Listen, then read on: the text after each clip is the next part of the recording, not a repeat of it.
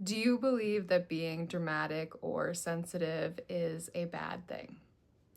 If you do, you certainly are not alone, but I want to take some time to see if we can destigmatize these two labels that are so often used against us.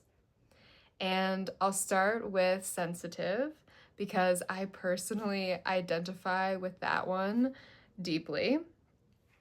And what I have noticed clinically, relationally, and just from a human to human perspective is that sensitivity often shows up in people who are deeply empathetic and compassionate, often starting at a very young age.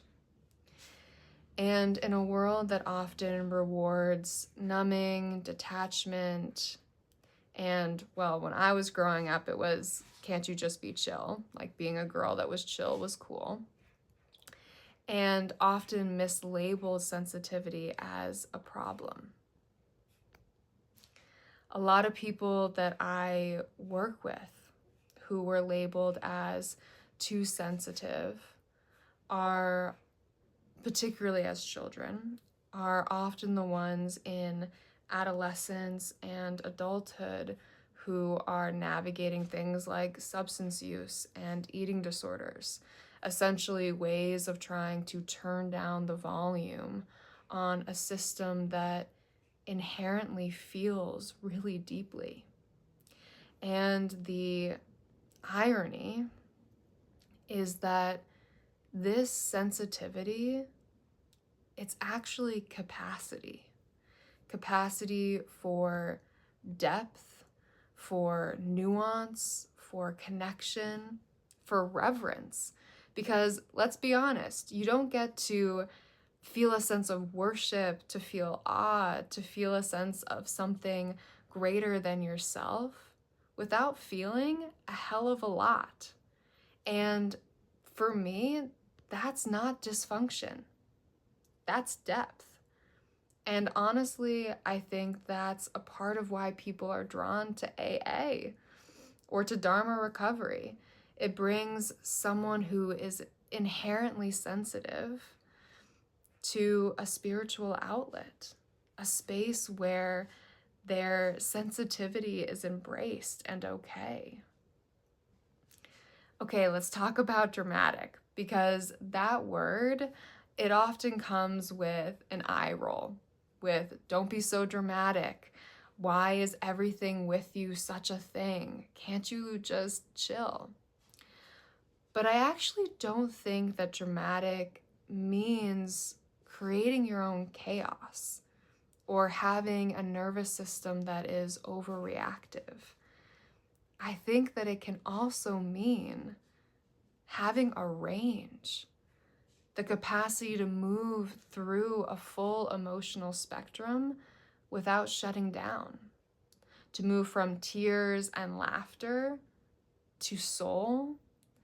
It's what draws me to things like breath work and ecstatic dance and spiritual communities.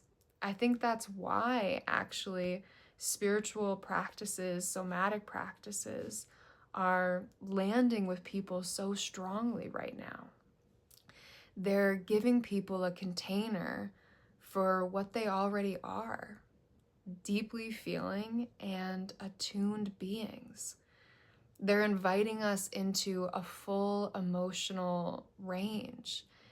And then they're teaching us how to come back home to ourselves. And that combination, it does matter, because we don't want to seek intensity just for the sake of intensity. We want to seek intensity with a return, an ability to feel it all, and then to find our center again. So if you have ever been called sensitive or dramatic, or quietly suspect you might be both, you might just be someone with a wider emotional bandwidth than a culture, quite our culture, quite knows or knew what to do with. And that's not something you need to fix. Maybe it's actually something you need to learn to live with on purpose with skill, to go and explore spaces that let you dance and sing and breathe.